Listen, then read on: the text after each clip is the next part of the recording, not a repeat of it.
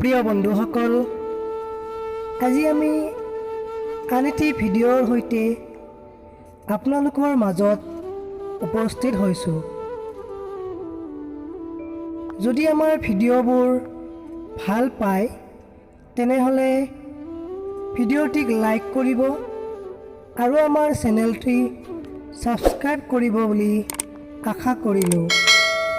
যদি আপুনি জীৱনত ভাল মানুহ অথবা ডাঙৰ মানুহ ছাকচেছফুল মানুহ হ'ব বিচাৰিছে তেনেহ'লে আমাৰ এই কথাকেইটা সদায় মনত ৰাখিবলৈ চেষ্টা কৰিব।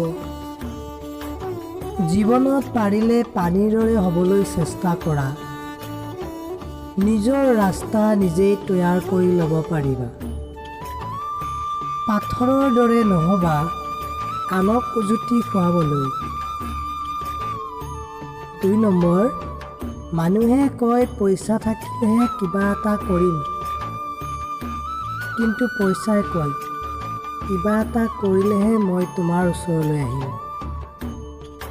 3 নম্বৰ, আনে যিমানেই যি নকওক কিয় আপুনি মনে মনে থাকিবলৈ শিকক, কিয়নো সূৰ্যই যিমান প্ৰখৰ ৰ'দ দিলেও সি পৃথিৱীৰ সাগৰক কেতিয়াও শুকাব নোৱাৰে।